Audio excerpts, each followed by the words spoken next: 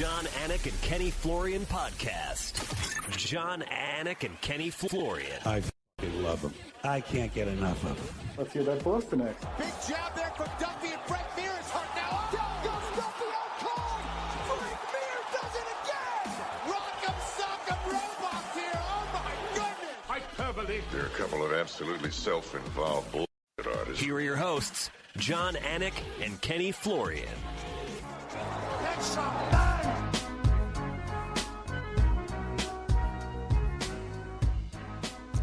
Live on a Monday, August 4th. The year is 2025. It is episode 561 of the Anik and Florian podcast, brought to you by DraftKings. DraftKings, the crown is yours. Kenny, it's great to see you. So every week in our pre-show meeting, we talk to our executive producer, Cody Merrow, who is a man who can dish it out and can also take it. If you follow our producer, Cody Merrow, on X, you know he can be a dick. He can also take it if you give it back to him, and that's all we're looking for. So hopefully he hasn't brought all of his feelings today and he isn't super sensitive, because I would like to lead the show with his dog, Scuba.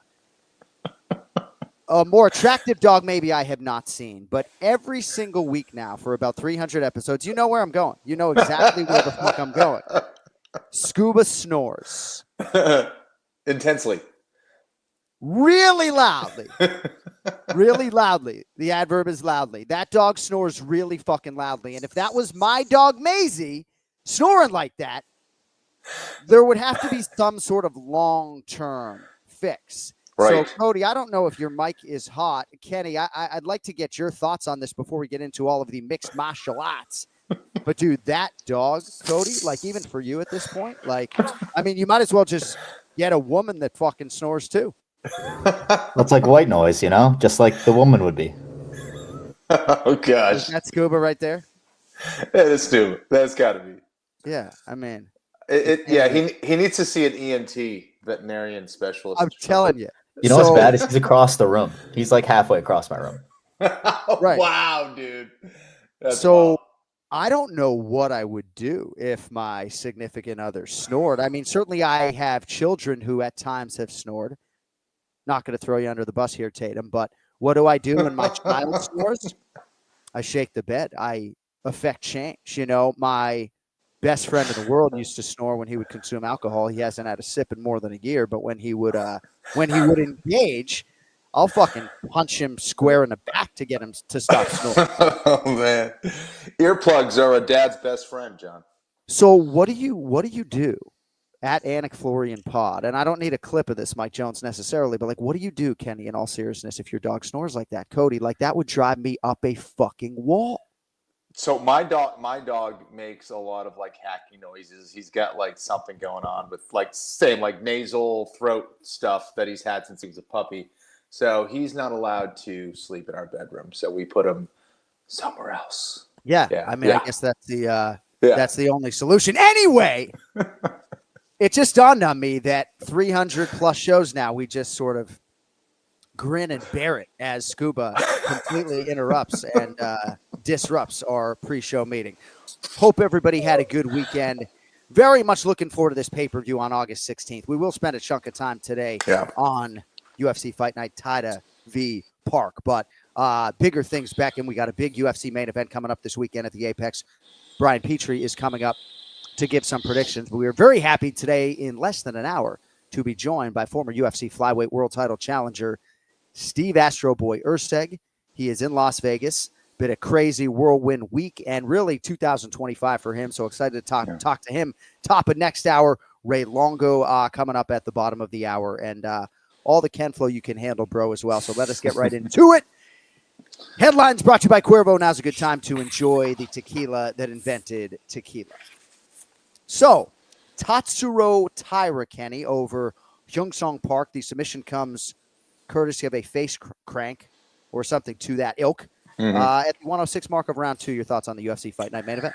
I thought he looked fantastic. I think that he came in with a whole lot of confidence. And you're never quite sure how a fighter's going to come back after losing a fight, especially one where, you know, he was at the top. A lot of people were really high on Taira. And then Brandon Moreno came in and just put out that flame in dominant fashion, really. But he came back looking way sharper on the feet. His hands looked phenomenal. He was mixing in his takedowns at the right time. So this is a fighter that seems very much committed to evolving. He is going to be someone to watch, and I think he did exactly what he is supposed to do against a guy who came in on late notice like that. But as we know, John, to do that in the UFC isn't always easy. It's so interesting, right? And DC thinks this is one of the funniest things he's ever seen, and I don't necessarily disagree, right? But when Alexandre Pantoja beat Kai Asakura, and he's sort of saying in his English, Brazilian Portuguese accent, like, not going to let some Japanese guy come into the octagon and take my belt. And I wish we had that Pantoja sound, And he said it with all due respect, because Pantoja is truly one of the most respectful, elite human beings that I have ever met, right? But the Japanese man that most people thought was going to challenge Alexandre Pantoja was this guy, Tatsuro Taira. And the Royval speed bump may ultimately just have been that, but I don't want to put too much into this result. You can only sort of do with the showcase that they give you, but people are excited, if not bullish, about this man's chances to really make some headway in this flyweight division. And it's exciting when you have a dominant champion like Pantoja, because it is so obvious the standard upon which all of these guys are being judged. And it's Pantoja, and I'm curious, as you sort of spin it forward for Taira, 1 or 2 fights down the line, I don't think it's going to be anything immediate, but what do you see as his ceiling or, his juice at 25? He has a ton of talent. There's no question about that. And I think that he mimics a similar style to that of the current champion, Pantoja, in that he knows how to mix it up on the feet. He knows how to enter in on those legs, and boy, does he know how to take the back with a lot of the same slickness that Pantoja uses. So I think there should be a lot of studying going on the part of Taira and his camp on how the champ fights, and steal a lot of that stuff and put that into your game plan. Also use that for future references as maybe a blueprint potentially for a future fight. So I think he can get there. There's no question about it. But right now that division is absolutely stacked. He had just lost to another elite guy in Moreno, who, of course, has lost to Pantoja a few times. So it's going to be interesting. But does he have the talent? Does he have the potential? Absolutely. I think he's going to get – I think he should maybe spend a little more time in the United States as well, or bring some guys out for some next-level sparring as well, to get some variety and experience some of that elite sparring as well that Pantoja has at ATT. Things can move expeditiously at 125 pounds. We talk about how things can move quickly in the heavyweight division. Interesting that Martin Buday, 7-1 in the UFC, by the way, was shown his walking papers. I'm not sure if anything like that has ever happened before. Cruel business out there. But at flyweight, Kenny, there aren't as many flyweights as there are in terms of men in other divisions occupying them. We got the top 15 populated. I mean, Joshua Van is the #1 contender. He's going to get his opportunity against Alexandre Pantoja. The good news is you have a champion who is defending this belt regularly, and you do have other guys near the top, the Brandons, Moreno, and Royval, that have had myriad opportunities. Tatsuro Taira, ranked #6 in the world. I was just with Brandon Moreno at the Naked Gun premiere, and he's sort of a man in limbo right now. Michael Bisping isn't the only one calling for a Brandon Moreno, Tatsuro Taira main event. What are your thoughts on all of that noise? Yeah, I think that those guys are going to have to fight at some point. There's a lot of good fighters over at the top. Manal Kape is another guy that kind of stands out as a guy who could fight for the belt in the very near future. Right now, I think Taira is ranked ahead of him, which is interesting. But I do think there's a ton of talent. The problem is Pantoja's beaten a lot of those guys. So I think, obviously, Joshua Van, that's the fight that's going to happen next. That's the fight that I think makes sense given the fact that Pantoja's beaten a lot of those guys. But, yeah, I think that Taira needs to take some other fights against guys with a lot of experience, but maybe perhaps not like the #1 or #2 guy. Yeah.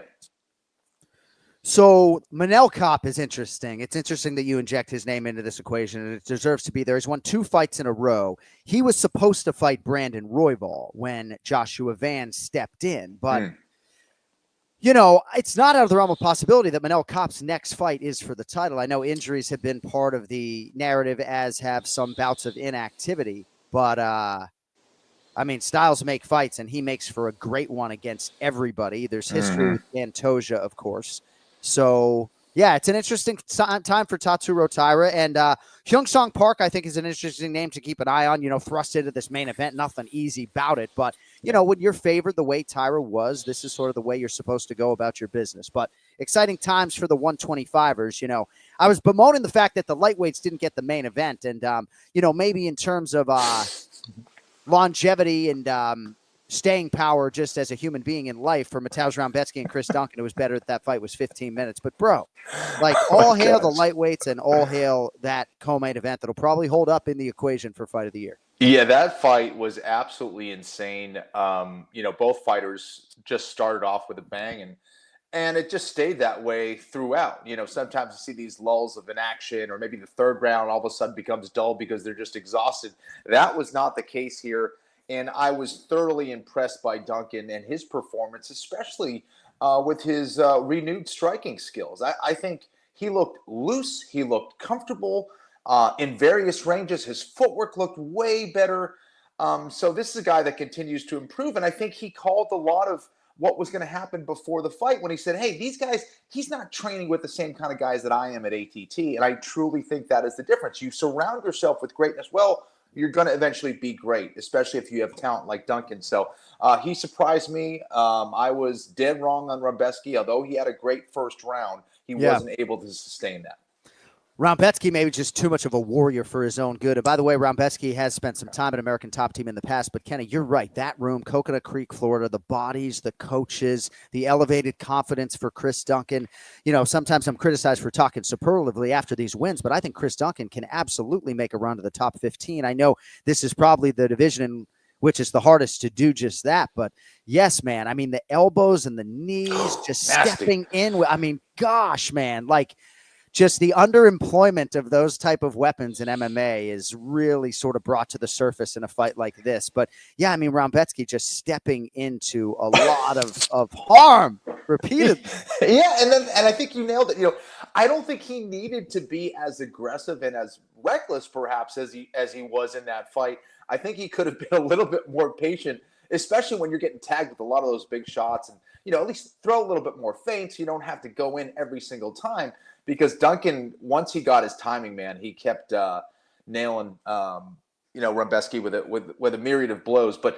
And either way, it was an amazing fight, and this 155 division just continues to impress and deliver action. Motion to headline the lightweights. Motion to headline the lightweights whenever possible. Esteban Ribovics and Elvis Brenner, another classic. I mean, this Ribovics, right? It's like if you're sort of. I mean, I don't even know what I'm trying to say, but it's like if you're looking for bulletproof matchmaking, I think you could match him up with almost anybody in the division, ready, willing, and able. He's going to make it a fight, man. This Argentinian fighter is made of steel. He does not care who is in front of him. He's going to get in your face. He's going to try to knock you out, and he's got a lot of durability and confidence in his chin. And yeah, I think you're right, man. He's definitely one of the most action-packed fighters out there right now. Neil Magny over Eliseo Zaleski dos Santos. And our friend Brian Petrie is fond of the verb Magny, right? Like you got magnied. And obviously there were moments against Easy dos Santos, but there's certain guys you got to fight in certain ways, and they can outlast you. And not that there was some major difference in experience here, but Magny sort of bides his time and gets a finish, and one that has eluded him for a while, and still getting it done, man. This guy might have 30 UFC wins before it's all said and done. It's crazy. You can't doubt Magny. The fact that he's still going out there and fighting with that fire within him and showing his well-rounded game is extremely impressive in this very difficult middleweight division. And, he struggled a little bit in round one, no question about it, was able to bring it back in and show that he was the better grappler in the end. And, to pound him out from that rear mount and have those awesome exchanges throughout. I think he hurt him with a big knee. I think, I'm not sure the Brazilian was the same after that knee, but then he just took over with his grappling. Yeah, I was really impressed, man. Magny's one of those guys. He's just really hard to bet against or for. You never know which Magny's going to show up. But he came in looking great. He was ready to rock, and he still has it after all these years. So, Kenny, appearances versus wins, right? They mean different things. Jim Miller is the all-time leader in both categories, right? But I'm going to give you the top 10 names in terms of the UFC's all-time wins list, because Neil Magny, courtesy of that win, his 23rd in the UFC. Wow. Is now in a 5-way tie behind Jim Miller for second all-time. Some of these guys are longevity guys. Some of these guys are all-time greats, right? Andrei Arlovsky, Donald Cerrone, Charles Oliveira, Max Holloway, and Neil Magny all have 23 UFC wins. Jim Miller has 27. Gosh. And then next, Damian Maia, 22. Wow. Right, Maia probably going to go down as one of the all-time great fighters to not make the UFC Hall of Fame. Damian Maia, 22 UFC wins. John Jones, 22, Dustin Poirier, 22, and Rafael Dos Anjos, 21. We've talked on this podcast about when the Hall of Fame might come calling for a guy like RDA as a former undisputed lightweight champion who did successfully defend the belt. But, Kenny, Neil Magny's 38. He talked about health after this win. I'm telling you, if you look right now, I mean, Holloway and Charles certainly have a great opportunity to stack. Cerrone and Arlovsky are done. But Neil Magny is far from finished, you know, and when he was asked by our great Mackenzie Popovich after the fight about Jim Miller, you know, he's talking like appearances. So, yeah, Magny far from finished. And, you know, be careful what you wish for when you get the call to fight a name like Magny. Yeah, absolutely, man. And, you know, of course, there's Holloway there who's still young in my estimation. But, yeah, no, this is a guy that could definitely still fight for a while. And, you know, his skill set is one that has lended to a lot of these good performances, because he can mix it up, whether it's him stinging you with his jab from the outside, or then using his clinch game to, you know, employ those knees, or, you know, switching things up and making it a wrestling clinch game against the fence, or bringing it to the ground and surprising you with his position. There's just a lot of different things he can do. And this is why he's had this, you know, staying power in the UFC. And he can make 170 pounds, right? So he's not going to lose the size equation, and he knows how to use those size advantages. Also, I think when you look at some of the all-timers up there, Dustin Poirier recently retiring, but for Charles Oliveira and Max Holloway, probably not fighting more than twice a year, because they're in massive fights, title eliminators, main events or co-main events that are 5 rounds. And, you know, it's hard to win those fights all the time, right? Magny's a guy who might fight 4 times a year and be favored in 2 of them. So I think it's going to be really interesting, you know, in terms of which UFC fighter could get to 30 wins. You know, Jim Miller, I just don't think is going to compete all that many more times, but very interesting. And a big win for Neil Magny. We congratulate him on that. Yep, and when you have so many people in that welterweight division, you know, he's been kind of the measuring stick of where you need to be if you're going to be elite or not. So Magny's going to get a lot more opportunities, and I think a lot more wins as a result. Yeah, you're exactly right. Litmus test, gatekeeper, whatever you want to call him. I don't even know. I don't think he's ranked right now, even though he has stacked a couple of wins in a row. But yeah, you either get to the top 15 or you get fucking Magny, you know? Exactly. All right, so I want to quickly get to this Dave Shaw, one of our fine executives from the UFC. This sound after the Robert Whittaker, Reinier de Ritter fight, because I ran out of time using it last week. And I just want to go back to it, and then we'll do some stuff on UFC 319 before we get to Ray Longo and Steve Erceg and everybody else. So when we travel the world with the UFC, we hear from fans in terms of everything UFC related. We go to places where MMA and the UFC is life, like Australia, and you hear certain things about maybe the superstars that they would like to see and who they are fans of, and it becomes thematic and consistent to the point where you can sort of really get a pulse of the people. So after this main event, before which a lot of the spectators left, Dave Shaw was asked about the lack of a local headliner, and here's part of the question and my friend Dave Shaw's response. In Baku and here tonight, the main events were including fighters that are not particularly from the regions where the events were, and some fans were leaving arena early. Is the UFC going to reconsider main events for the feeding to the local fans? No, we're not. I mean, I think the way that Dana puts together these fight cards, he's striving, he's accomplishing the best fights he can possibly make at that moment in time. We also, especially when we come back to a location pretty frequently, from some of the conversations that we've had with our partners, with fans, with broadcast partners, yes, you get a lot of energy, you get a lot of local hometown support for the regional guys. But local fans want to see the global stars. And why would anyone not want to see someone like Rob Whittaker, who's had such an extensive career, held the belt? I wanted to write it down just because his body of work is so Cody, impressive. you can sort of pot down. So and out. Askarov, Paulo Costa, Vittori, Kelvin Gasson, Cannonier, Till, Romero. Local fans want to see stars. That's the thesis statement. That's the rub. That is sort of what I glean everywhere that we go. And I think if you were to poll 10 fans in every country that ingest the UFC, you know, a couple rabid, a couple pretty good fans, and then a couple sort of casuals, and said, hey, write down 3 to 5 fighters that you'd like to see, Robert Whittaker would be all across those lists. So I can understand if UFC Fight Night, Taira versus Park wasn't your cup of tea, right? No crowd, the UFC Apex wasn't necessarily my cup of tea. I did not go out of my way to watch it live. I watched it for purposes of the Anik and Florian podcast. If we were dark this week, I would have maybe gone back and watched Mateusz Raumbetsky and Chris Duncan because I could smell the blood from here. I understand if you don't like that show, right? But the notion that, you know, fans in Abu Dhabi want anything other than Robert Whittaker, right? I mean, you know, Khamzat Chimaev, Bilal Muhammad, those guys have a following in Abu Dhabi, but aren't necessarily local to that region. You know, I can't speak to why fans left. I'm curious to get your thoughts on all of this, but I can assure you in my experiences, as much as the Aussies love Jack Della Maddalena and Alexander Volkanovski, they love to see the American stars. Even a guy like Kevin Holland, you know, they would love to see down under. Yeah, I wonder if my perspective is a little bit different than maybe the casual MMA fan, but for me, I just want to see the best fights possible. I want to see the guys with the big names, and Whittaker certainly fits that bill. If Whittaker's fighting, I'm going to tune in to watch that fight. And his last one was an amazing against RDR.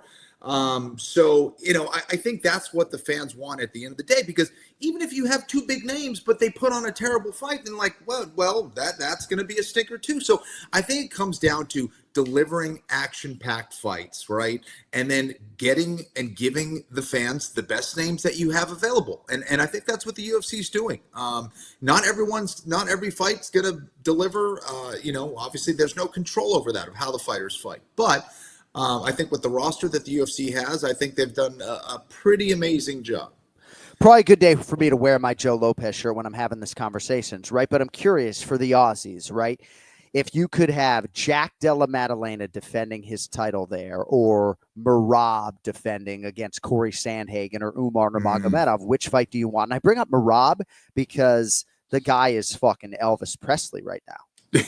I mean, maybe Elvis is not a good example because Elvis didn't even wow me, and I was born in 1978. But who's the modern day equivalent of Elvis, right? I mean, Merab Kenny is a global superstar. The biggest cheers consistently follow him, whether we show him on pay-per-view or out and about. And I believe if the Aussies could probably handpick a guy. And isn't it funny? People thought he was fucking boring. I know. I was just going to say, here was a guy that he was not getting any respect on his way to the title. Everyone was like, oh, come on, you're going to give this guy a shot, yada, yada, yada. But now look at him. Look how he's done it, and look how he's done it by earning it. And now showing that amazing personality that he has and charisma. So it's great to see that turnaround, man. If I ever somehow had financial freedom and wealth, right, and maybe – you know, just won the lottery or something, you know what I would put the money towards? I mean, I would try to feed kids who are hungry, of course, first and foremost. But the other thing would be to try to put on another UFC live event at Sphere, right? Because when Dana talks about it being the one and the only, I cry a little bit on the inside, right? And it brings me to the fight that I would headline the Sphere show with. Khamzat Chimaev versus anyone. Right. And he's fighting for the belt in 12 days against Dricus du Plessis. Oh, we have Ray Longo when ready. Well, let us not keep a good man waiting. Let's get to the star of the program and the Ray Longo Minute. It's now time for the Ray Longo Minute. I want you to punch a hole in his fucking chest. That's what I want. The Ray Longo Minute. Starring Ray Longo. The Jon Anik and Kenny Florian podcast. Look at him. Look at the motherfucker. That's what I'm talking. Wow, I was enjoying you guys' conversation. Such good chemistry. Well, thank you, buddy. We were going to talk about that Plessis Chimaev fight, but of course, as soon as I saw the chat populated with your name, we certainly don't want to keep you waiting, and you always elevate the room and the conversation. How was your weekend, my good man? Very good. Yours? You enjoying the East Coast? Yeah, I mean, we got to see the Naked Gun movie in theaters now. Man. And got to take my daughter to the premiere last week after the podcast, which was very exciting, just for her to, experience that was pretty wild. Not that anybody cared what I had to say, but just, for her to get to. Come on, John. That's big. That's big stuff. That's awesome. Really, that's really good stuff, man. And Sarah said the movie was good. I'm telling you guys, more importantly than the little cameo that we had, the movie was fantastic, right? So you guys know scat, right? Scat singing or whatever. Do you know what it means? Like shooby-doo-wop, whatever. Oh, yeah. Right. Ray, you know what we're talking about? You're born in the 1950s, to sing scat. That's called doo-wop. Yeah, well, whatever. Right. So it's a skill, and I didn't know Pamela Anderson had it. I didn't realize that until after watching the movie that having that acquired skill helped her land the role. But I'm watching this movie live in the theater with my daughter and Ken, Flo, and Ray. Pamela Anderson is crushing it doing this little scat scene. And I'm just like, what the fuck? How's she so good at that? And then I come to find out that she had that as an ability going in. She absolutely murdered that role, crushed it in every way. Liam Neeson, who I had not a great encounter with a couple of months after filming in New York City, but he was outstanding as well. I mean, nobody. I want to hear more. John. Yeah, we don't even care about the movie. We want to know about the encounter. All right, I'll circle back to that. Did I not tell you that, Flo? Did I not tell you that? All right, so I guess we're doing that. So, but Leslie Nielsen in The Naked Gun, if you haven't seen the originals, right? Ray, genius. Comedic genius, right? There's going to be, you might be able to do as good as that guy, but there's no way that Liam Neeson on his best day could have been better than Leslie Nielsen. There's just no way. Liam was outstanding, but Leslie Nielsen put that role in a different stratosphere. All right, so real quickly. So when we were filming The Naked Gun, we had great interactions with Liam Neeson. The whole time he's in the octagon in boxers, right? Half naked because of what the scene entailed. And, we got to meet him through the cage, which was pretty cool. So a couple months after filming, and he had this one line and it got cut from the movie, but Liam Neeson comes sort of down from the ceiling. He's half naked. And he had this line your whole generation is pathetic, right? And he kept saying it. I must have heard him say this line 100 times. Your whole generation is pathetic, right? People close to me are so fucking sick of hearing me say this. Michael Bisping, your whole generation is pathetic, right? So anyway, it was great filming with the guy. But a couple months later, I'm with Daniel Cormier in New York City at a voiceover studio, and Liam Neeson's there. And I had just seen his film Absolution in the theaters, right? And so I walked up to Liam and I said, hi, nice to see you. I didn't say I was in The Naked Gun with you. I said, hey, I just saw Absolution in the theaters a week ago. And he says, my late wife would always say, you should never walk up to an actor and say you just saw his movie. You should say, congratulations on your movie. Wow. So I said to him, yo, congratulations. I held back the fact that his Boston accent was really not good. And I left the theater early. But anyway, that's amazing. So I didn't know what to do. DC saw the whole goddamn thing. You can ask him, right? So I was like, oh, congratulations on Absolution. I actually was in The Naked Gun with you. And then I sort of dropped your whole generation is pathetic on him in his fucking accent. And then he didn't know what to do. You know what I mean? So I was hoping to run into him at the premiere so I could give him a piece of my goddamn mind. But no, I'm just kidding. That's all true. Actors are a little funny, right, Ray? Wait a minute. He was too big for the premiere. Is that what you're saying? No, he was at the premiere, but they certainly weren't going to put me and him together. It's like they got people like me and others out of the way before the real stars came to the blue carpet, But no, I mean, he was nice after the fact, but yeah, it was disappointing that that's the way our interaction went down. So that's what they say. Don't meet your heroes. You don't want to meet He's your not heroes. my hero. Yeah, he ain't. No, but you know what I'm saying. He's somebody's hero, and yeah, that poor schmuck's gonna run into him someday and get the same treatment. He's gonna be scarred for life. So I have a lot of things to get to. UFC 319 is part of it, but I just had in my notes for Ray today. And Kenny, I want to get your thoughts on this. I love Sean O'Malley, right? But when I read that he called the UFC and asked for Corey Sandhagen on short notice in New Orleans when they needed a co-main event. It left a bad taste in my mouth, right? Because in a championship world, right? How does a fight between the former champion O'Malley, who just came off the loss to Merab, and the #1 contender Sandhagen make any sense right now? You know, I understand sometimes stars are thrusted into big spots, Ray, because the UFC needs fight. But yeah. if O'Malley and Sandhagen are ever going to fight, let's not do it hastily on 3 weeks' notice, right? Because Sean's trying to sort of, you know, get a bad taste out of his mouth. Like, thankfully, like, you know, there was no sort of motion to do that. I mean, Sandhagen would only laugh if that call came in. But, you know, like, I don't know. I just wanted to bring that to your attention because that just left a bad taste in my mouth. It's like, what are we doing? What are we doing with that? You know? Yeah, well, you get to see a guy's true colors when things aren't going as planned, and I think that's part of what you're seeing. You know what, like Kenny, like that Aljamain Sterling Sean O'Malley fight and the timeline that happened is always going to leave a weird sort of taste in mouths of a lot of people. And this is just like, what? Like, you can try to fight Corey on like he's fighting for the title. Like, what are we doing?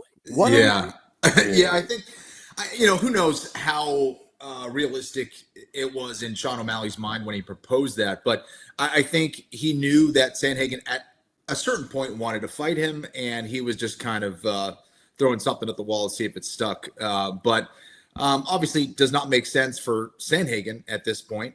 It definitely doesn't make sense for Corey. Corey was asking for this fight a little while ago. Sean O'Malley didn't want to have it. Now O'Malley wants to have it on his terms. Well, it doesn't always work that way. So, I mean, Ray, Sandhagen is expectant that he's going to get the championship opportunity, waiting on a date. You know, I was like, let's fight Corey where he has no training camp, right? The fight that so many fans have wanted to see at 35 for a long time is O'Malley versus Sandhagen. Let's like hastily do it on 3 weeks' notice because there needs to be a co-main event that isn't Paulo Costa versus Roman Kopylov. Like, no.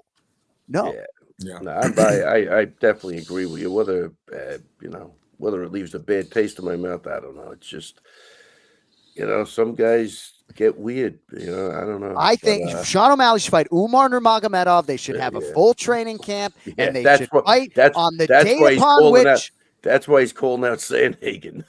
But either way, even if you think, he doesn't want Umar. He's thinking, if I get Sandhagen, I'll avoid Umar. Umar's a really shitty fight for him, man. Just fight any of those guys on a full camp. Fight Piotr Jan, fight Umar, fight any of those guys on a full training camp on the same night upon which Merab's defending his title. It isn't hard.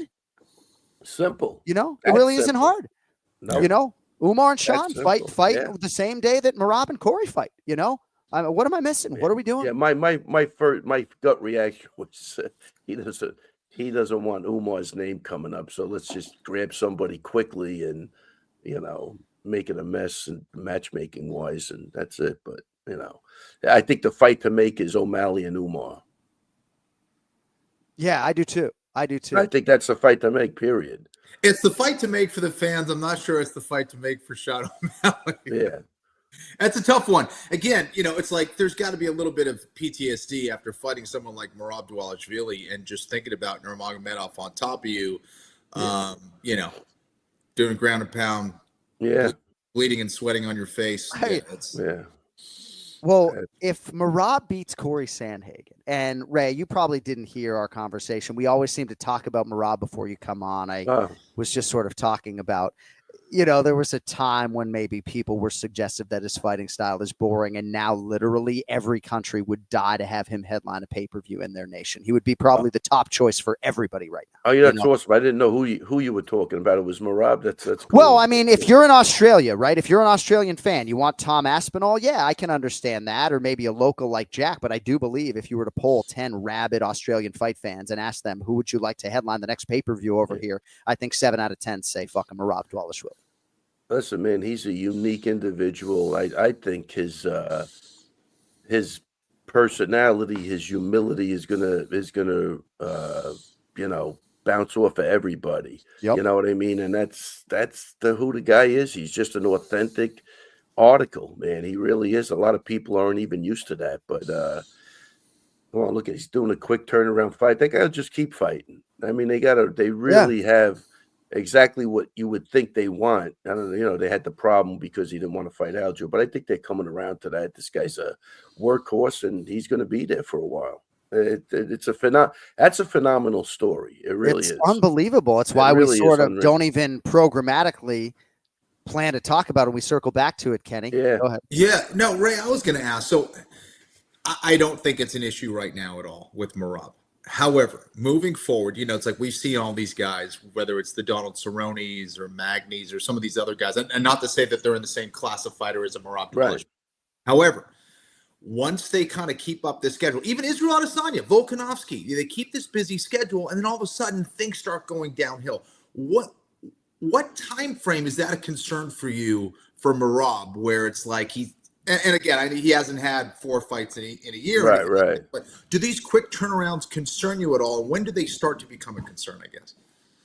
That's a good question. I think he's different than the other guys that you mentioned. You know what I mean? Yeah. Like, you know, who's in between fights, who's going off and doing mushrooms because they want to center themselves, or who's doing, you know, he's just not that guy, Kenny. He's in the gym every day. It's definitely a different animal. I'm saying even Adesanya, crazy schedule he put together, but I'm sure on his downtime, he was totally down. I've never seen this guy, no matter where he goes, he's finding the gym, he's rolling with somebody, whether it's a guy in the street, whatever it is, he's still moving towards his craft. He's still getting better. I'd have to know the other guys, but I know this guy, he's just nonstop. So I don't know. Look, it eventually has to catch up. And the question that you raise is a great question. But I'm trying to think with him. You know, I still think he's got a couple of years that he could get away with some crazy shit. Because right now he looks like nothing's remotely bothering him. I know, like his body's always ready to go. He's always in shape. So you're saying it's not maybe some of the other guys would take time off. Their body's not ready to go, and now they have to get into camp and cram for the test. Whereas no, he's not doing that. That's what I'm saying. He's always 2 weeks away from, I think, going, and he's like, again, I don't see him as much as I used to, so I don't really know. But even like a month ago when he was in the gym, telling you, I think he wanted to just chill out, and he ended up torturing like 3 or 4 guys in the gym. It's just the way it's gonna, and he almost went from a complete sleep to a complete madman inside of like 20 seconds, you know. So that's what it's like. Hey, you want to move around? All right, you know. And then it's just his body takes over, and it wasn't like he was even. You know, what I was looking at, he was just like, again, he was chilling, and he went from chilling to, so it's a different mentality. He leads a clean life. He's not drinking. He's not smoking. I think for his style and all he does, that's a huge thing. Because I do think, John, like, you know, all work and no play makes Jack a dull boy. So I like a play hard, work hard mentality. You know, he's just work hard. You know, his play hard is different than what other people's play hard is. You know? I mean, he's lapping the division, and these are all elite guys. Like if he beats Corey Sandhagen, right, and it's like, oh, O'Malley's gotten it twice, Umar got it once, Petr Yan got it once, right? That's why I just feel like these guys need to fight each other in title eliminators right underneath him. I mean, you don't think they would do Umar O'Malley underneeth Merab and Corey in a fucking? I mean, that's a great fight. That would be a great card right there. What you just said.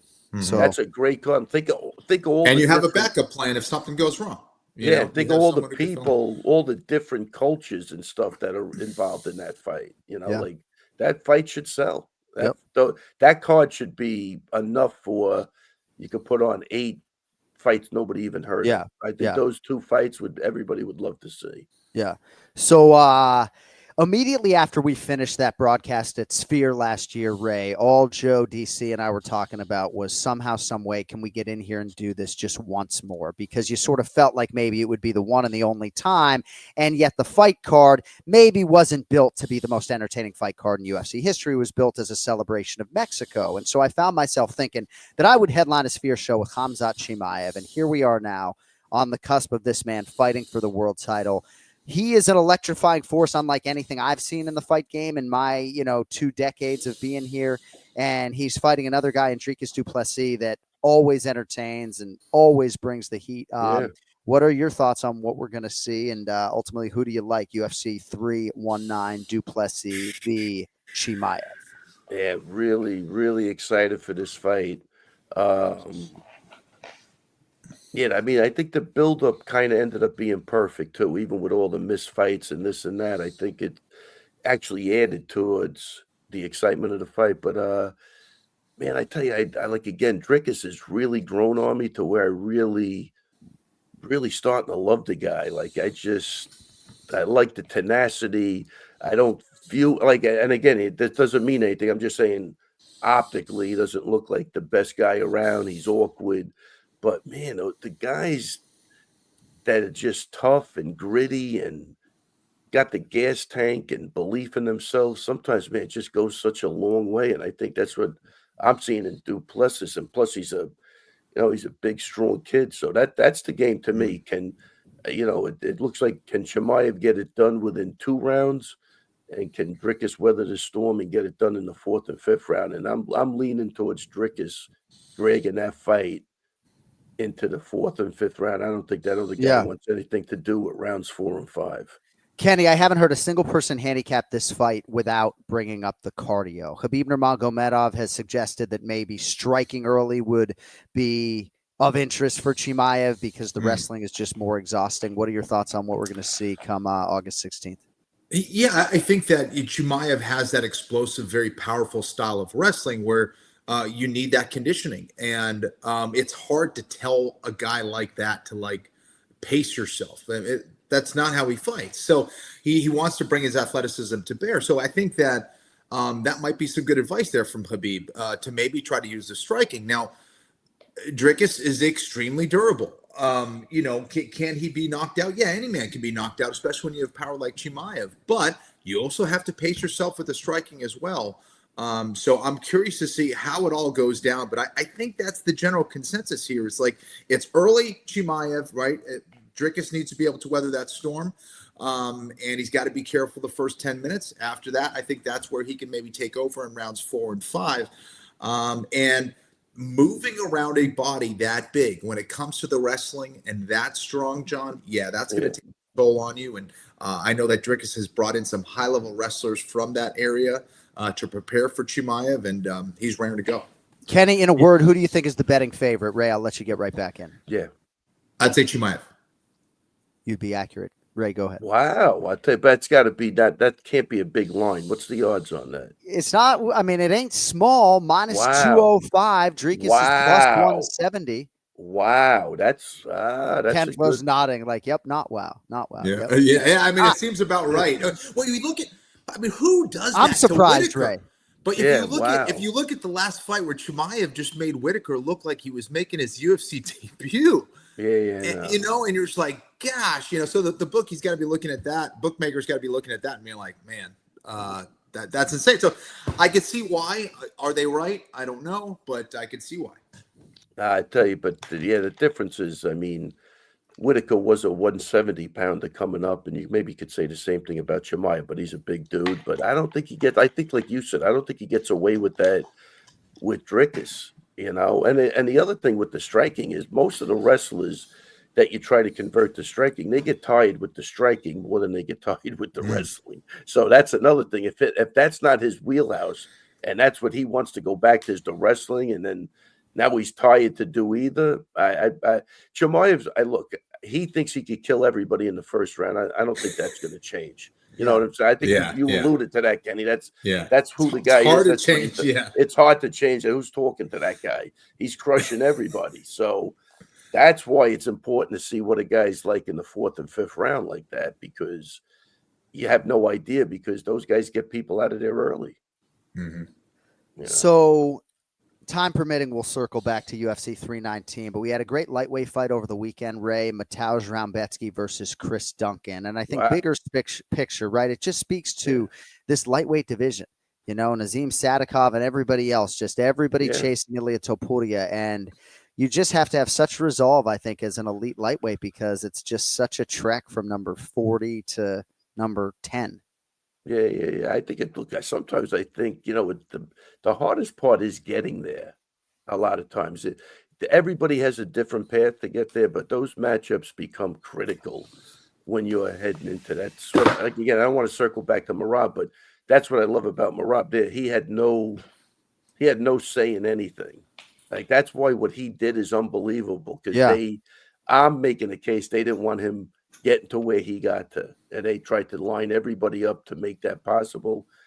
And like, again, whatever doesn't kill you makes you stronger. This guy did it. So like with the lightweights coming up, some of those fights, were critical. That was a crazy, man. Dude. That was a really crazy fight.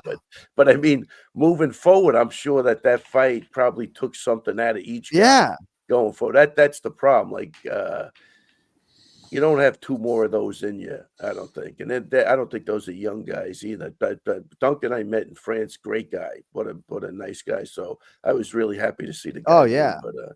Man, that was. But yeah, I think that's.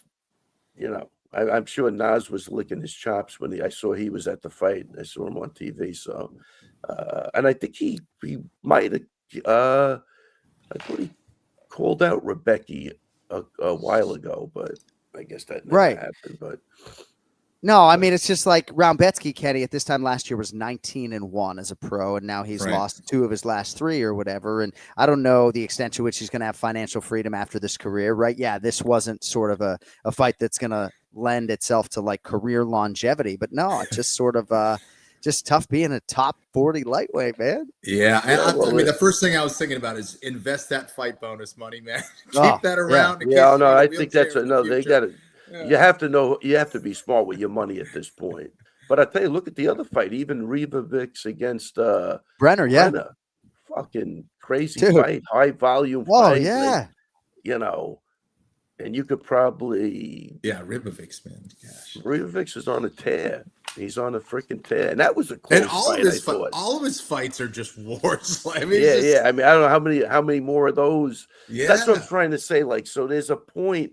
Like, if you're a lightweight, there's a point where you want to get Ribovics, right? I don't know. Is it now? Mm-hmm. Right. Is it 3 fights after he's been in another 3 wars? Right. But it's very critical to really analyze that stuff, if that's what you want to do, or you have the mentality, if I'm going to be the champ, I got to beat everybody, which I love. But I think there's times when guys get other guys to fight, when that matches up, which is just a disadvantage to one of the guys. Yeah. Yeah. Before we get to some fun items on the way out, when's your next travel, by the way, Raymond?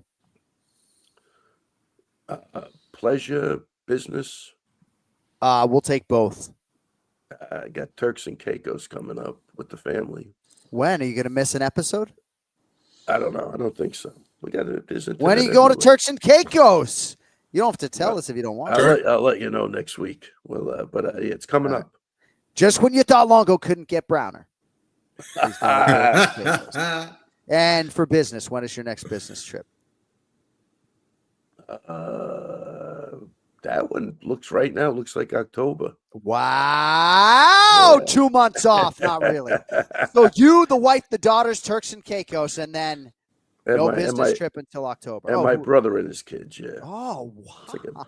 Turks is awesome, man. I had a great time. Oh, is it? Yeah. Oh, nice. Yeah. Maybe I'll call you. Give me some some tips. Yeah, maybe I'll go to Turks and Caicos before I fucking die, you rich fucks. So, Ray, where's Lucky the dog go when you go to Turks and Caicos?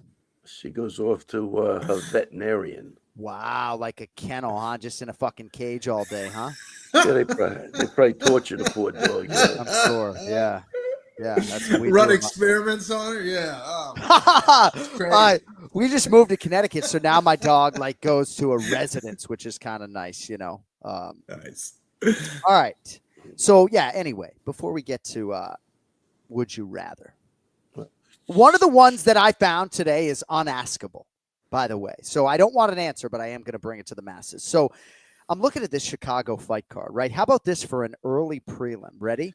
Edson Barboza versus Drakkar Klose happening like in the middle of the afternoon. You got Chase Hooper versus Alexander Hernandez, late prelim. Ooh. You got King Green and Diego Fajeda as the featured prelim. Among the highlights on pay-per-view, Jared Cannonier versus Michael Venom Page. Kai Asakura, we'll see what he can do against Tim Elliott. Carlos Prates and Jeff Neal has been rebooked. And then the featherweight co-main event, Aaron Pico's UFC debut against Lerone Murphy. Chicago's getting a pretty good card, Ken Flom. Pretty good card. For sure, man. A lot of great fights. Yeah. Ray, I think he just froze. Oh, you got me, guys? Yeah, we got it. You got me? I think John froze. Yeah, I think John froze. Holy shit.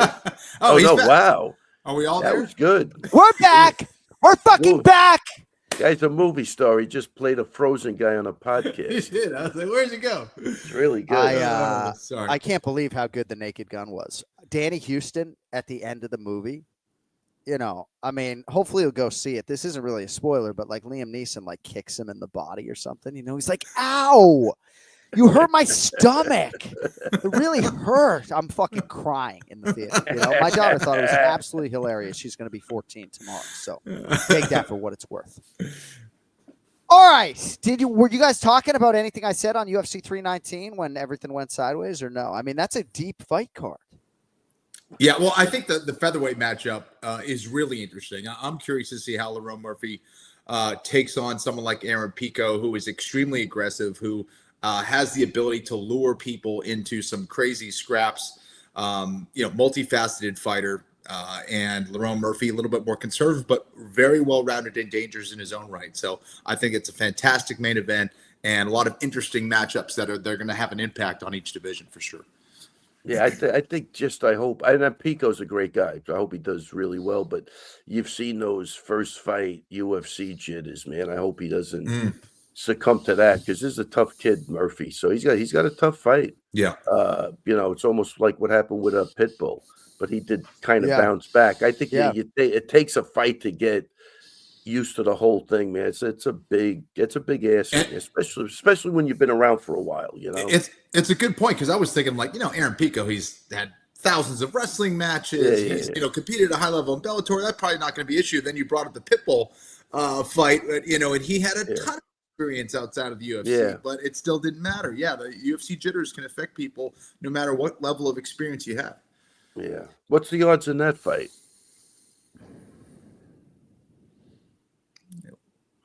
Lerone not listed as yet. Oh, okay. I got a lot of fights, but nothing on DraftKings Sportsbook as yet for Lerone Murphy and Aaron Pico. Okay. Yeah, that's good. All right. So Ray, Steve Erceg is waiting in the wings. So I'm not going to spend too much time on Would You Rather. You can bring Steve Astro Boy Erceg in if he wants to say hello to Ray Longo, you know. How you doing? There he is. There he is. We are now joined live by the former UFC Flyweight World Title Challenger, Steve Astro Boy Erceg, live from Las Vegas. It's good to see you, my man, Steve Erceg. Ray, I was going to retire the Would You Rather segment because I'm trying to bring creative questions to the masses. Steve, you might have seen some of this on social media, like, would you rather wrestle a bear or an alligator, right? But I came across a question today, and I'm trying to be thoughtful about these, but it says, would you rather have a child made of pee or a pee made of child? And I'm like, what the fuck are we doing? So hard-hitting questions. Obviously. Yeah. So, I mean, but you never gave up your source of who's giving you these questions. Yeah. Who's responsible for that? Ray, with respect to Steve's time, what's your biggest fear? Ray, what is your biggest fear? Kenny and I don't like heights. Yeah, I think I'm claustrophobic. So would you rather face your biggest fear or spend one night in a landfill, like in the actual dumpster? I mean, I think I'm going to spend the night in the dumpster. All right. See, Steve, I hope you don't expect anything serious out of this podcast. You're not. I'm just going to warn you now. You might want to make you have internet trouble and just get the fuck out of here. Hey, Ray, thank you. We love you. Steve's fighting this weekend, so you can wish him all the best, and then you can. I wish you all the best of luck. Love your boxing, buddy. Keep it up. Keep up the good work. Appreciate it. Thank you very much. Take it easy, guys. Love you, Raymond. Bye. Ray Longo Minute every week live on the Anik Florian podcast. Steve, it's great to see you, my man. I know you're in Vegas. I know it's been crazy. Yeah, these would you rathers are really something that have taken on a life of their own, and sometimes we go down a little bit too hard there. But it's good to see you, my man. So crazy times to be Steve Erceg. It's crazy every time I go through your body of work and everything that the last couple of years has sort of held for you, but it's been a crazy year. Just, I look at your Tapology page, right? And it's all these cancellations and rebookings. None of them have to do with your issues. So what have the last few months been like as you sort of navigate these UFC waters? Yeah, it's just been like, I guess, learning to take everything in my stride, I guess. It's just, I've had some, really exciting opportunities, and especially the last 3 haven't gone my way. So it's like gone from, man, I'm the man, to, oh shit, like, fighting for my spot in the UFC now. So it's just trying to make sure that I realize that I can only do everything I can do, and like not dwelling on all that sort of stuff too much, and remembering, even though it's not going so well at the moment, I'm still the man, and that's what I got to bring it back to. Yeah, that's right. Yeah, and it's interesting, man. Like, it's odd that you see a fighter of your quality on a 3-fight losing streak right now. Does that add any pressure? Does this feel different in this fight leading up to Osborne? Of course, there's extra pressure on a losing streak. Like, it's hard for there not to be, but like, I've always felt like I've done well under pressure. And just I'm going in there, and I'm gonna trying to, I guess, as I said, like, remind myself that I'm the man. Like, I've been going into these fights recently, and I'm like, oh wow, I'm fighting Moreno and that sort of thing. It's like, I gotta cut that shit out. It's like, no, that guy's fighting Steve Erceg, and I gotta treat the fight like that. I think that's a good approach, man. And Steve, like, you don't have to reveal details or anything like that, but is there anything that you've kind of looked back on, maybe the last few fights, that you said, you know what, I got to improve here or there or whatever? What are some of those changes that maybe you've been making? Yeah, I mean, I think one of the biggest things that well before I was in the UFC was I was really dangerous. Like, I was good at hunting for submissions, and people were worried about that. Like, and because of the competition and because just my own development, I was working really hard in just like positional control and like all these different things, like 1%ers that mean I'm going to be harder to submit, harder to knock out, harder or whatever. And that's been great because I think I'm a better martial arts for it, but I also lost a little bit of that, like that danger factor. So I'm trying to really focus in, especially in my grappling, at like submitting people and being dangerous again. That's the biggest thing. Steve Erceg with us live on the Anik Florian podcast. I love where your head is at, because you are still the man. Like, I feel like in terms of the 3-fight losing streak, like, never has an athlete been safer, right? Like, you could probably lose 6 in a row, and I'm one of your biggest fans. I did believe you didn't come close to beating Pantoja. I actually did think you beat the man on the scorecards, but there are a lot of circumstances, and if I could outline them for people very quickly, you were supposed to face Asu Almabayev earlier this year. You end up fighting Brandon Moreno about a month later, right? Not that I'm making the excuse for you. This weekend, it was going to be Alex Perez, then Hyung-Song Park, who was just pulled for the main event against Tatsuro Taira. Now it's going to be Ode Osborne at 135 pounds. So I guess let's stop down on the weight for a second, right? I mean, that's a little bit different, isn't it? Yeah, it's awesome. I get to eat a little bit extra food. I'm having coffees. It's hard to try to stay as disciplined because obviously I know I've got some slack now, and so I can't get too excited and like blow my weight out and then have to have a hard cut anyway. So I'm a lot. If you ask people around me, I'm in a much better mood now. Yeah. It's interesting that you mentioned coffee, because I did read recently, as I see a lot of fighters drink coffee during their weight cut, that's not a good thing, right? Whether it's what is it? I don't know. Do you just not drink it when you're cutting, or? I don't know how bad it is or anything like that. I usually fight week tend to have black coffee. But I was told that I'm allowed to have milk coffee today. So yeah. Yes. It's a nice little treat. Yeah. So, gosh, there's so many things that I have written down here. In terms of the Brandon Moreno film, like when you go back and watch that, is there anything, in terms of that level where you feel like, your performance was at? The biggest thing, I mean, I was genuinely disgusted with myself after that one. Mostly because not my skill or anything like that. I just didn't fight. Like there was no dog in me. Like I just almost fought not to lose that one. It was real weird. I thought I was over the knockout from Kai and all that sort of stuff. And then he hit me with one shot and I went, oh, imagine how embarrassing it would be if I got knocked out again. And then like from then on, I literally just played like not completely defensive or anything, but I didn't fight like I'd usually fight. And I just felt physically sick watching the fight back. So I have basically looked at it like I'd prefer lose and get knocked out trying to win a fight than like lose like that again. So yeah, I'm going to come in and I'm going to make sure I do everything I can to win this fight. I do want to get some thoughts on the actual matchup with Ode Osborne, but we've spent a lot of time talking about Merab Dvalishvili, and not to suggest that your UFC future eventually will be at 135 pounds or not. But when we asked the current champion Pantoja about it, it's just not at all something that's in the cards for the current champion. So I'm just curious, when you look at Merab, that would be a pretty unique challenge for somebody like yourself. Do you see him as beatable? Because a lot of people do until they get in there. Yeah, I mean, he's obviously beatable.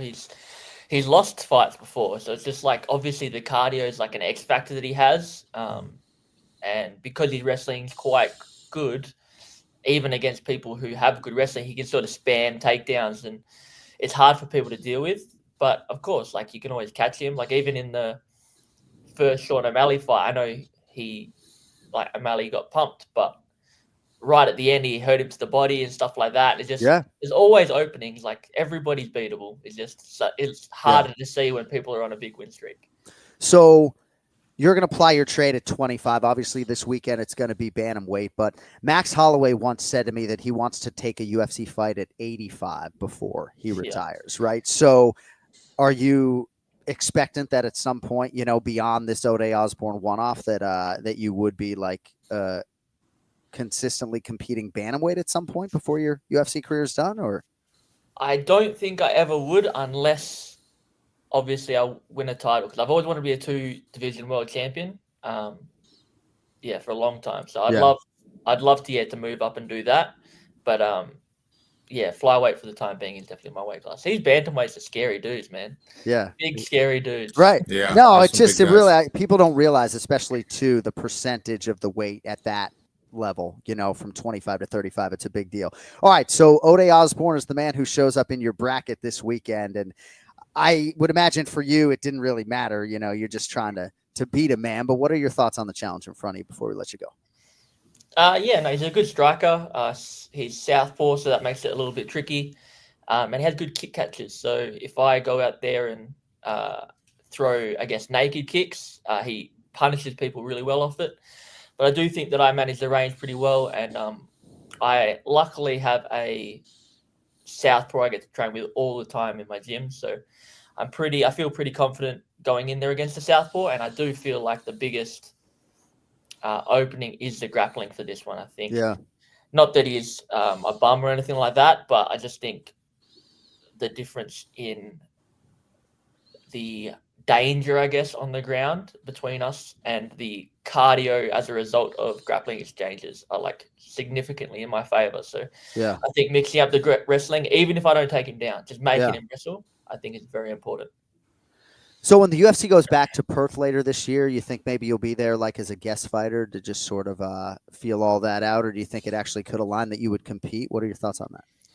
If they can find me an opponent, I would 100% fight on that on Perth. But just, when they came to Sydney, it seemed like they struggled to get people over. Right. To fight me there. So we'll see what happens. But, obviously you have to get through this without any injuries. But assuming I do, I'd love to fight on Perth. Because I do think either way, there's so much upside for you being there, especially to compete. But even as a guest fighter, I think it would be fun for you to just experience that as a fan. All right, Steve Erceg live this weekend from the Apex against Ode Osborne. My man, get it done. We appreciate a few minutes. And enjoy the rest of your fight week. We look forward to that scale at 136 pounds on Friday, brother. I appreciate it. Thanks for having me on. Anytime. Good luck, Steve. See you later. Enjoy it. Steve Erceg with us live on the Anik Florian podcast. He's a really good dude, man. He really is. He came so close to wresting the title away from Alexandre Pantoja. And, talks like a guy, as he said at the outset, who is fighting for his job this weekend as a big favorite against Ode Osborne, but I don't necessarily see it that way, right? I mean, like there have been a lot of circumstances, even the way he stepped up to fight for the title, right? On relatively short notice. The Moreno fight was short notice, and now he's fighting a third opponent in a different weight class. It's been a crazy 2 years for Steve Erceg and his family. Yeah, for sure. And I always look at like what he says and how he responds. What's his mindset like? And he's saying all the right things. I don't think he's going to have a problem coming back and putting out a good performance on Saturday night. And you heard Longo talking about his boxing, but getting back to the dangerous grappler that sort of led him to the dance. Thanks to Steve Erceg for hopping on with us today. All right, a little bit more coming up in terms of headlines. First, though, fellas, you ever lift a little too hard or just forget to apply your daily deodorant and get hit by a truckload of BO from all directions? Perhaps this summer is hitting you particularly hard as it is me. Well, thank goodness I always have the MANDO alongside. MANDO whole body deodorant is helping men conquer their odor in a new way. Formulated with mandelic acid, MANDO has long-lasting 72-hour odor control that actually stops odor before it starts. The best part is you can put MANDO everywhere, and I do. Pits, packages, feet, skin folds, back, knees, everywhere. I'm a sweater. As this audience knows, few individuals actually sweat as much as I do, but MANDO has these body deodorant wipes. I keep them with me. They are perfect for a little midday refresh. My favorite product by MANDO. The cologne is also great, though, as well, and clearly was created with men in mind. The bestseller is Bourbon Leather, with which you can't go wrong. Right now, we got a special offer for our viewers and listeners. New customers at MANDO get 20% off site-wide with our exclusive code AFPOD. Use code AFPOD at shopmando.com. You can also find MANDO at Walmart and Target, but for the best deals, shopmando.com with code AFPOD. MANDO starter pack, perfect for new customers, comes with a solid stick deodorant, cream tube deodorant, 2 free products of your choice, like those deodorant wipes, for example, and free shipping. And as a special offer for listeners, new customers, 20% off your starter pack. Just use code AFPOD at shopmando.com. shopmando.com. Kindly support our show and tell them we sent you. Mando's got you covered. Protect your pits and smell great doing it. So, I touched on a few things. Aaron Pico, Lerone Murphy, I mentioned from UFC 319. No betting line as yet. Jeff Neal and Carlos Prates, fight that was rebooked from Miami. And then Michael Venom Page at middleweight against Jared Cannonier. Who do you believe is the betting favorite in that fight? It's a crazy fight at 85. And every time you question Jared Cannonier because the tail of the tape says he's 40 or whatever he is, he proves doubters wrong. Who do you think's the betting favorite in that fight, MVP or Jared Cannonier? I'll say MVP. Yeah, MVP minus 180. You're a hard guy to fool with the what's the odd game. Very fascinated to see Michael Venom Page at 85. I still like fight. 70, but it's a great fight there against Jared Cannonier. All right, Kenny, would you rather wrestle a bear or an alligator? Oh, my gosh. An alligator. I'd rather wrestle an alligator. I can get around to its back. A bear, I probably don't have much of a chance. All right, and before we get to Brian Petrie, would you rather be locked for a week in a room that's overly bright or a room that's totally dark? Ooh. And you're not getting like an eye shield or like sunglasses. Right. You can close your eyes, though. Totally dark, maybe? See, I would go overly bright and just close my eyes because, I'm no Prince of Darkness, and being in there for a week, I think, would be the end of it. All right, let's go 3 wide if he's here. Brian Petrie is with us as we transition forward to our next live event coming up this weekend. It's UFC Fight Night, Dolidze versus Hernandez. Nice shirt, Brian. It's nice to see you. Bully B. What's up, boys? So, do you bet on any other sports other than mixed martial arts? I'll dabble in maybe some NFL overs, but I haven't done that in a while. I'm solely focused on MMA. So it's just been kind of taking over my life for the past 2 years. So the answer is no. Right. And do you have like far more tickets for UFC 319 as opposed to just your regular fight night or what? Well, 319 I'll be in the building, so yeah, I'll have way Still more have tickets. 100 tickets. Yeah, I'll have way more tickets because I'll be there and it's like on the good luck charm, whatever. But typically, yeah, I mean, I try to find something on every fight. I've been really playing the over-under on strikes on fighters, that usually get pretty good lines on that. So some fights I will lay off. If I don't have it, I'm laying off. I'm not that desperate. But most of the time, I'm finding a bet I like on every fight, yeah. All right, it's UFC Fight Night, Dolidze versus Hernandez. Anthony Fluffy Hernandez. it's crazy what he's accomplished, right? Yeah. Like, we were all wearing masks and rubbing down our fucking groceries the last time he lost a fight, you know? Mhm. You know? I Yeah. mean, did we do that exercise on this show? We did. Raise your hand if you wipe down the groceries with the fucking disinfecting wipe. My wife did. I didn't personally, but yeah, my wife did. That's great. Yeah, I mean, yeah, the COVID tough guys, I guess. Yeah, I wiped down groceries a couple of times. All right. We will eventually get to Anthony Fluffy Hernandez and his elongated winning streak. We begin, though, Brian Petrie in the middleweight division. CLD, Christian Leroy Duncan, Sean Sheehan's favorite fighter, minus 535. Your boy Eric Anders is a big underdog. He's plus 400. He's 38. Twilight of his career, perhaps, but he is doing good work to get over 500 in the UFC. 9-8 with a no contest for Anders as he makes his 19th UFC appearance. He has won 2 in a row. Jamie Pickett, Chris Weidman. Much different test here, Bri, in CLD. Your thoughts? Yeah, CLD, I like his movement, right? I feel like there's a lot of things he can do a little bit better. Still obviously young in the game, getting used to the UFC grind. There's some things where I think his movement could really open up a lot of things for him in the striking realm. I think his movement can slow down guys like Eric Anders, your boy, with the grappling, with the clinching, with the putting on against the cage, because Eric Anders is really tough to look good against. You can hit him, you can kick him. He's not going anywhere, right? Like, the guy's tough, and he'll like to clinch you. He'll fight for takedowns. He'll slow down the pace a lot. So your boy is definitely tough to look good against, and this number's really high. There's a lot of really high numbers on this card. Minus 535. I mean, my pick will be CLD. I do think he'll get a decision win here. Maybe 29-28. I don't know if he'll do a clean sweep, but I like CLD. I just don't like that number. I think that's too high for me. Yeah, that is a prohibitive number, I would think. He just turned 30, did CLD on July 24th. 4-2 in the UFC after a win over Andre Pulaev. He's won 3 of 4, sandwiched around the loss to RoboCop Gregory Rodriguez.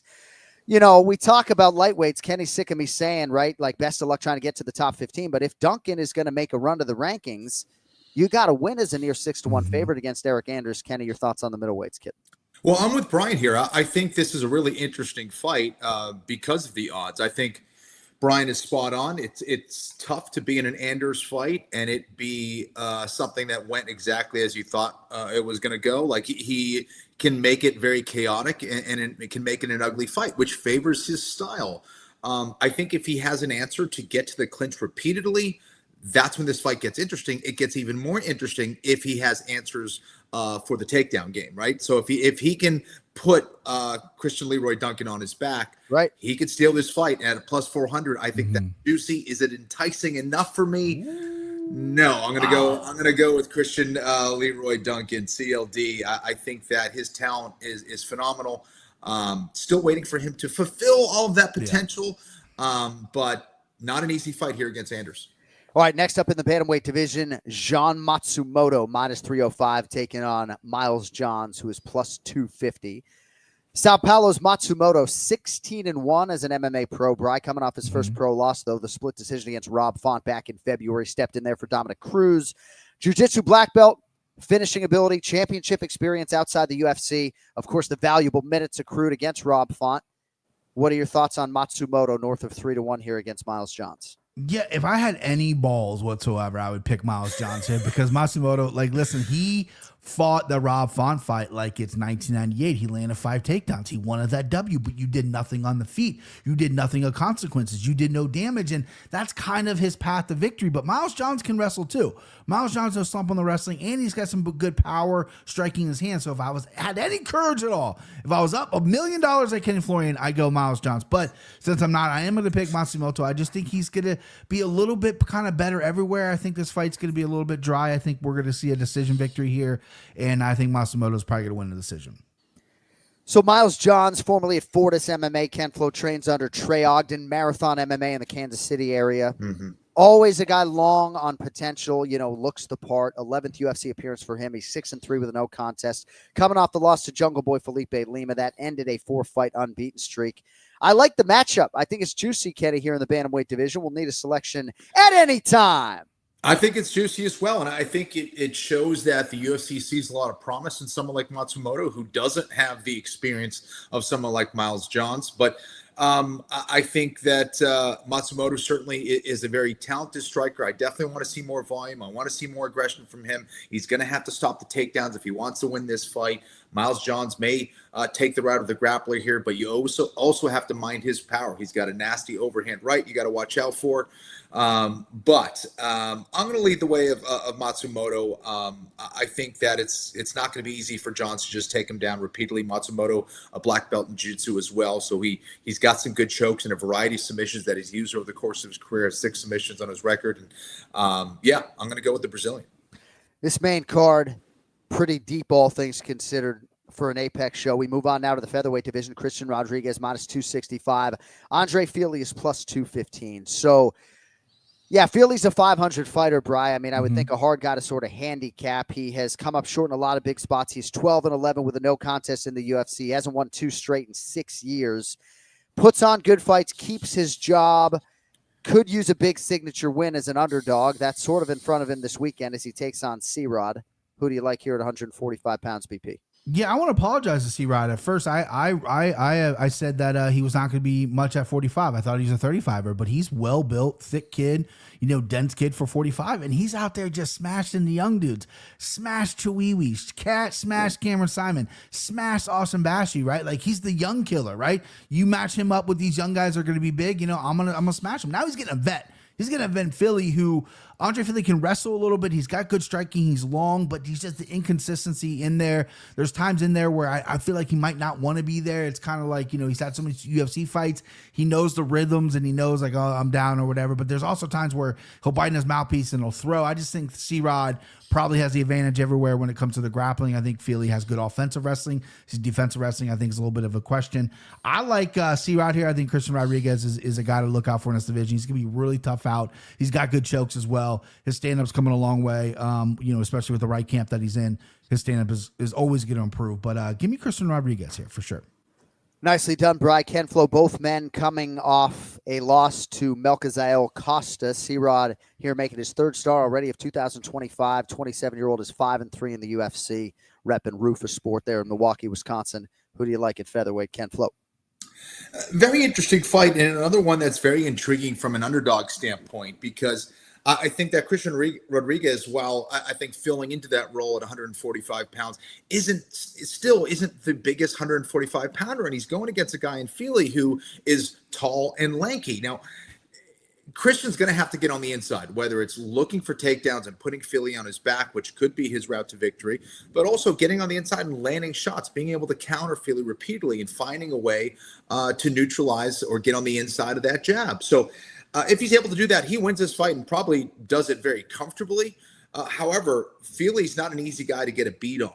If he's moving well, if he's establishing that jab and not sticking that chin up in the air, I think Fili might be an interesting spoiler here. So I'm actually going to go with Fili here. I think, am I going to put money on it? Well, we'll find out later. But I like Fili here in this underdog role. I think it's an interesting fight. Yeah, that's interesting stuff there. Kenny Florian, former 3-time UFC world title challenger. We like it. All right, big things in the women's strawweight division. 23-year-old Brazilian Yasmin Lucindo out of Fortaleza, minus 192. Angela Hill, plus 160. All right, so how does Lucindo respond to the loss to Amanda Lemos? That was back in March at UFC 313. She had won 4 straight going in, Bri. Now she draws the veteran Angela Hill. I know you got a lot of love for Ange, Bri. Yeah. It'll be her 28th UFC appearance. Hill is a woman. She is 40. 13-14 in the UFC, right? But could easily reach 17-10 in the UFC if a few balls had bounced her way. What do you make of the strawweights here, Bri? Yeah, so I'm going to declare something. I'm not saying it, okay? I'm declaring it. Angela Hill's my new crush. Aaron Blanchfield, I love you. You're off to the side. I got Angela Hill. Blanchfield's out. It's the Blanchfield's out. Well, Hill likes white guys. Well, she's married, so respectful. She's married. I'm married as well. The crush will stay, amongst the internet. But she's hilarious. She's very funny. She's very good at everything she does, and she's really good at fighting. And she's really coming into her own later in her career. Her biggest, she has so many split decision, unanimous decision losses, which could have went her way. But grappling was a big thorn in her side early in her career. She's fixed that, right? And Lucindo against Lemos had nothing off her back. I mean, nothing off her back. Like, she got put down and did nothing. Angela Hill can do that, but Angela Hill also just turns that volume up to 11. It lands over 100 strikes pretty much every fight, right? She is the epitome of what you want to see in a woman's fight. She doesn't get finished. She goes out there and tries to finish you. Sharp elbows, sharp clinches, doesn't get tired, and has fixed holes in her game, even at such a late stage in her career, which I absolutely love. I'm a huge fan favorite of her, and you're giving me plus 160 to a guy that knows chicks, bro. Yeah. A guy that knows chicks? Give me the dog all day. Plus 160. Yes. Yeah, I figured you would go in that direction. And if she can take Lucindo's number 8 ranking here, Kenny, you just never know. She's talking title fight potentially. Made her debut December 2014 at the Ultimate Fighter Season 20 finale, and really has had, in a lot of respects, an illustrious career. When you think about everyone she's fought, the longevity, the consistency, working her way back to the UFC. Question is, can she beat Yasmin Lucindo this weekend? Gosh, I am overwhelmed with everything that was just said right there. You guys are nailing it. I mean, gosh, you got Brian Petrie. He knows chicks. He's giving me Diego Sanchez chance. I mean, what the hell am I supposed to do here? My goodness. Full on intimidated over here. Okay, well, I think it's a really interesting fight. I love Angela Hill. She's just very likable. She's a great fighter. You know exactly what she's going to give for each and every fight. She always shows up. She's well-rounded. And we have Lucindo, who, you know, has shown to have some vulnerabilities for sure. I do think, though, that she might be the better athlete in that. Maybe not in conditioning-wise like Angela Hill is, but as far as her power, you know, she does move really well. Angela Hill, though, does have a very unorthodox approach that can throw a lot of people off. So, and the way she mixes it all together, I think she's a legit underdog pick here. But I think Lucindo's power, I think if this fight stays on the feet where I think, you know, where I think it will be, I think Lucindo can land the harder shots here. And for that reason, I'm going to go with Lucindo, but, and it may come down to who the better wrestler is. You know, so I think Angela Hill is a live dog for sure, but I'm going to go with the Brazilian here. Well laid out as usual. We have 2 fights left to predict. Co-main event selections coming up in about 60 seconds. But nothing says summer like long days, clutch plays, and firing off a few wagers on the game. All of it with DraftKings Sportsbook. Baseball is the sport upon which I bet the most. And it's easy. You can go straight wagers. You can pick a guy to hit a home run, hammer some live odds mid-game, or just ride with your home squad and hope for the best. I've been swinging it pretty well lately. Not on the home run props, but pretty well on the straight wager front. We have something special for our first-time listeners today and viewers. New DraftKings customers, you bet $5 and get $200 in bonus bets instantly. All you need to do is download the DraftKings Sportsbook app, not now, but right now. Use code AFPOD. That's code AFPOD for new customers to get $200 in bonus bets instantly when you bet just $5 only on DraftKings. The crown is yours. Gambling problem? Call 1-800-GAMBLER. In New York, call 877-8-HOPE-NY or text HOPE-NY. In Connecticut, help is available for problem gambling. Call 888-789-7777 or visit ccpg.org. Please play responsibly on behalf of Boot Hill Casino and Resort in Kansas. 21 plus, age and eligibility varies by jurisdiction. Void in Ontario. Bonus bets expire 7 days after issuance. For additional terms and responsible gaming resources, see dkng.co/audio. So I was in Boston last week, guys. I was at DraftKings headquarters. I got to do a fireside chat for the entire company, about 300 people in Boston and then another 1,200 people online. Hopefully I didn't ruin the chances of us getting a renewal because I think half the company now thinks I am a fucking lunatic. But dude, I love the clip when they asked you about Holloway, dude. Yeah, is that where that was at? Was like, yeah, so right after the chat. Yeah, right after the chat, we did those social media Okay. things. And maybe that's something that actually we could do on the Anik and Florian podcast, right? Yeah. I name a fighter, and then you guys have to be quiet until I name a fighter or show a fighter that is better than that fighter. So one clip maybe you guys didn't see, real quick. So they show Daniel Cormier. Right. I saw this fucking one. Broadcast partner, Yeah. right? And then they're showing other guys. Yeah. And you have to keep your mouth closed until so first they show Beast Boy Chris Barnett, right? I love the snicker you had. That's my favorite. You're just politely give a little laugh. Yeah, so not better than DC, Sure, right? sure. But then they show Cain Velasquez Oh, early on. Yeah. Right. And, you know, DC is on the record repeatedly as having said Cain's the greatest heavyweight of all time. So that one threw me for a loop, you know, but some people give me shit like Stipe and Randy Couture. I do not consider those guys to be better than DC all time. Now, I respect that if you do, based upon certain accomplishments or whatever, but I feel like DC is sort of criminally underappreciated in terms of his all-time greatness. And so I know people scoffed when maybe I said that even though Stipe beat him twice, that he's better than Stipe. I'll take that to the grave or the cremation chamber. But I think Cain Velasquez, prime Cain, may be better than DC. So that one sort of threw me for a loop early on. But anyway, great day in Boston with all the team from DraftKings. Really good people up there in the hub of the universe. All right, co-main event at bantamweight. Steve Erceg, you just heard from him here on the Anik Florian podcast. Minus 500. Ode Osborne plus 375. So circumstances having this fight at 135 pounds. Osborne at times has been fighting for his job. He has risen like Christ to the occasion. The Jamaican-American, still just 33, actually. 12th UFC appearance here Saturday night. Steve Erceg, the big favorite. Brian Petrie. Who do you like in the co-main event? Yeah, I like seeing Steve Erceg on the program today. He let some insight on his mental, because I kind of felt that way when he fought Moreno. He kind of fought safe. He was maybe a little scared to get knocked out. He wasn't the action-packed guy that he was against Pantoja and let it hang out. You know, he was a little more reserved.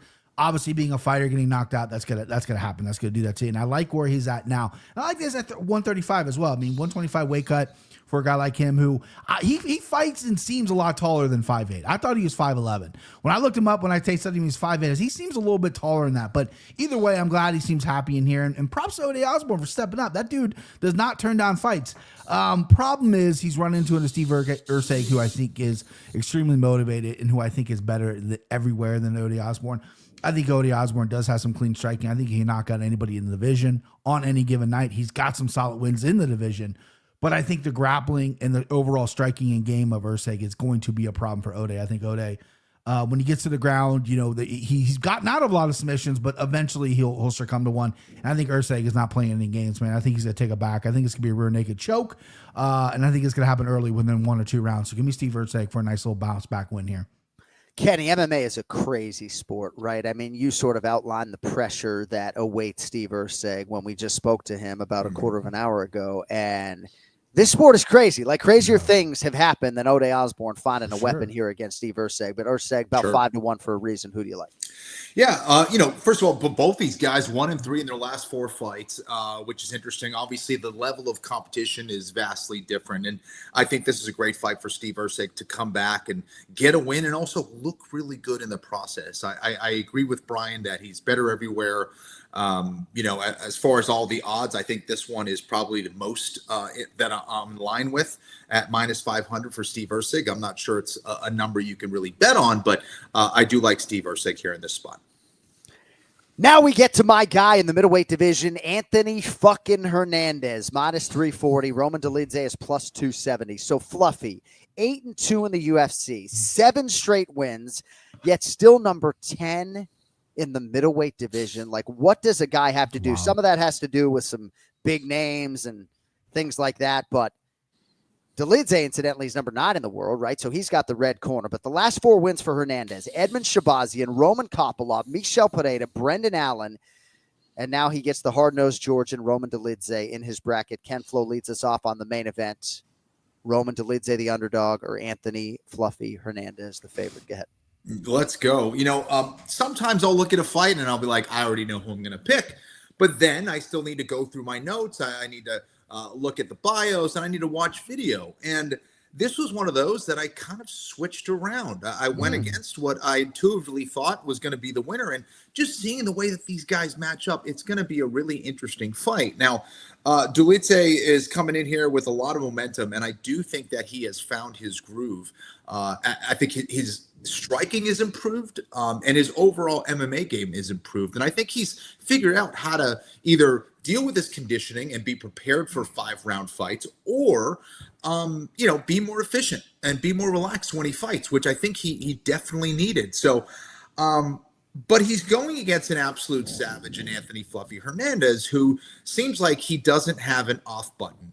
He keeps a very fast-paced fight. He gets in your face, and he tries to make it a brutal grappling fight. Now, how successful that style can be against someone like Roma Dolidze, I'm not so sure. And I'm such a huge fan of Hernandez, but his style really thrives against guys that are, basically strikers, dangerous strikers who can usually keep it standing.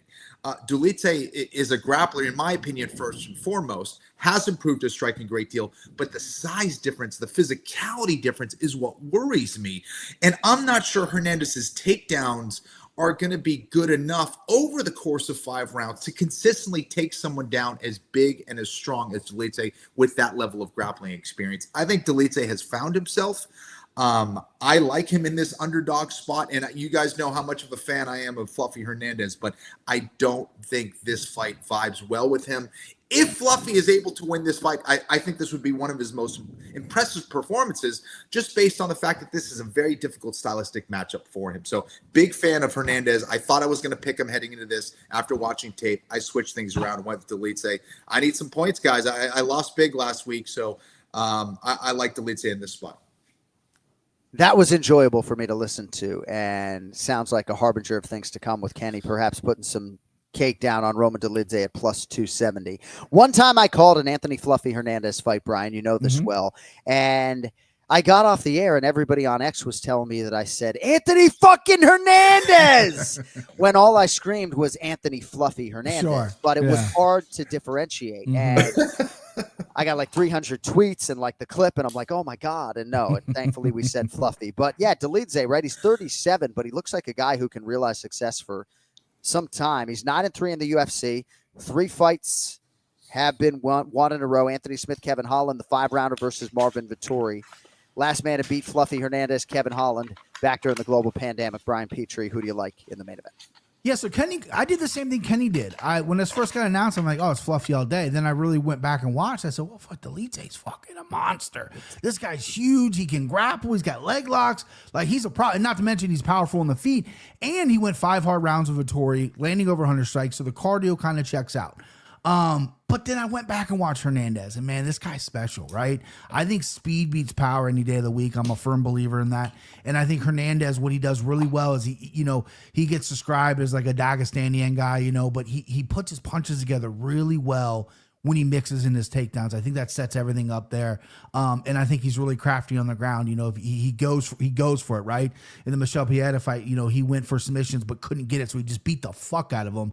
Pieta could have quit anytime he wanted, but he didn't. His face was mangled. Hernandez landed 152 significant strikes on him. Like, this dude's a beast. And then Brandon Allen just completely shut down a high-level Brandon Allen. Brandon Allen started second thinking of his fucking career choices. Like, I couldn't get anything on this guy. Like, I think Fluffy's special. The only time Chris Curtis has ever messaged me, he's messaged me every time a fight's about to get announced. He'll message me. They offered me so-and-so. They offered me so-and-so. Twice he's got offered Fluff Hernandez. And both times before I responded back, I said, boy, I don't know. Like, that's a tough one for you, Chris. That's not a fucking easy fight. And I would never say that Chris guy love him.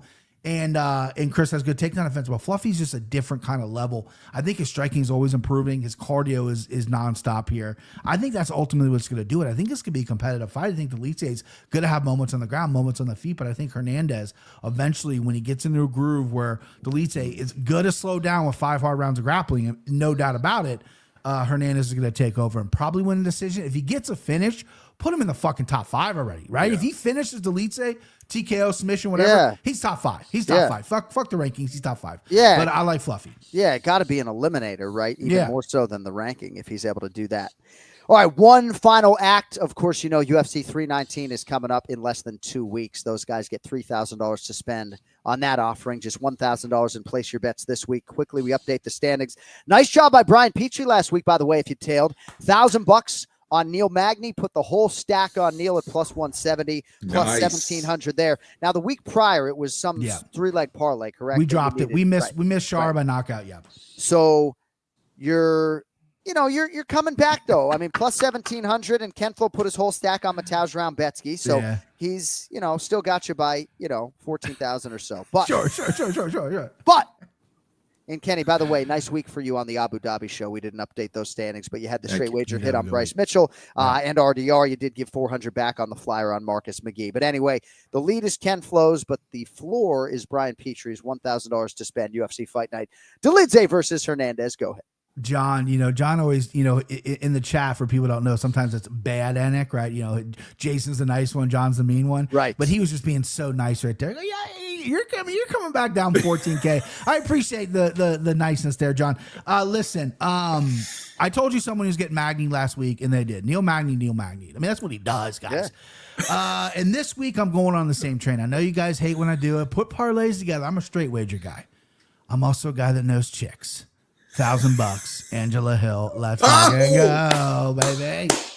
This is the way you do it. This is how the way you do it, right? The only thing that you could maybe do differently, right? All yours. $900 on Angela Hill, or even $950 on Angela Hill, and then do a fucking 7-leg parlay for $50. Are you trying to catch him or not? You're right. I'm gonna do something exotic next week. I literally thought about that, but I'm like, the lines on the main card. Well, no, I get it. And half the lines aren't even out yet. Yeah, I'm plucking a Miles Johns line from like bestfightodds.com. Yeah, right. So, and I also think I'm asking you guys to handicap the fight cards 6 days out. Yeah. Which my ace in the hole was going to be Julius Walker. He's on the prelims. Yeah. I was like, if he's like minus 200, I'm going to fucking throw, he's minus like 650. I'm like, fuck, I can't catch a break. So yeah. All right, Cam Flo. No Bitcoin. You got $1,000 American dollars to spend. Who do you like? Yeah, well, things are about to get more interesting based on some of my bets here. So I'm gonna put 500 on Lucindo. So here we go. Oh, big swing. Yeah. Could be big. And then the other $500 I'm gonna put on Delete, man. So we're splitting it up. This guy.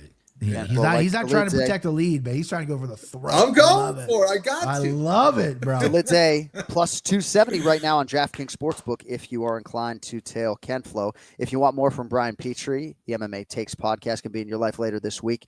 His nickname is Big Gun. His X handle is at Brian Petrie MMA. God love you, buddy. Have a great week. Next week, big things. That's right, boys. I appreciate you having me on. As always, have a good week. I'll see you. We'll see Brian Petrie live with us in Chicago as well. All right, we got to get on out of here. Our executive producer is Cody Merrow. His dog is Scuba. Thanks to Ray Longo for joining us, the great Steve Erceg. Thank you so much to the flyweight contender for joining us here during his fight week. Of course, Brian Petrie, Jon Anik putting it all together. Mike Jones in the building as well. For Ken Flo, I'm Jon Anik. We will talk to you next week. UFC 319 is Cannonball coming. Until then, have a great day and a better evening. Yo, fucking later. Kenny Florian, I got him, baby. We did it. I love this shit.